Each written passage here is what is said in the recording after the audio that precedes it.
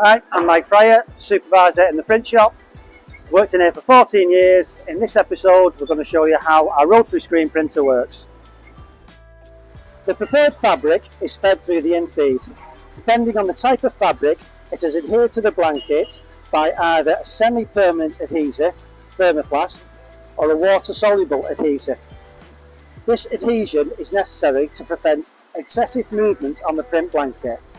The print blanket is one of the most important parts of the printing machine, as they not only need to move the fabric accurately through all the rotary print screens, but also facilitate the movement of colour from the screens to fabric.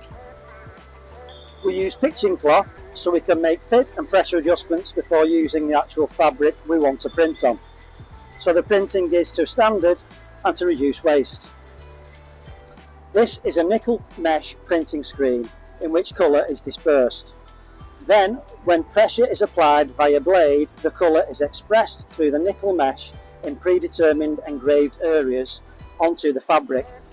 Print coverage will be determined by the type of design being printed, which can vary by up to 100% coverage. Our main print focus and capability is for military printing around the world, and that usually requires between 4 and 8 screens.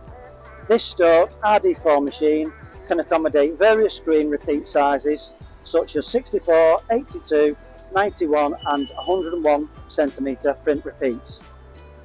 We are also able to print on a wide variety of substrates such as cotton, nylon, polyester and blends of these. We need to ensure that the print is being always monitored during production to ensure the level of colour application and design fit is maintained from the first to the last metre of the order. Once the fabric has been continuously printed and dried, it then needs to be properly fixed, dye type dependent, through subsequent procedures such as baking, steaming, flash aging and wash off. For more information on our printing capabilities, please visit our website. Thank you.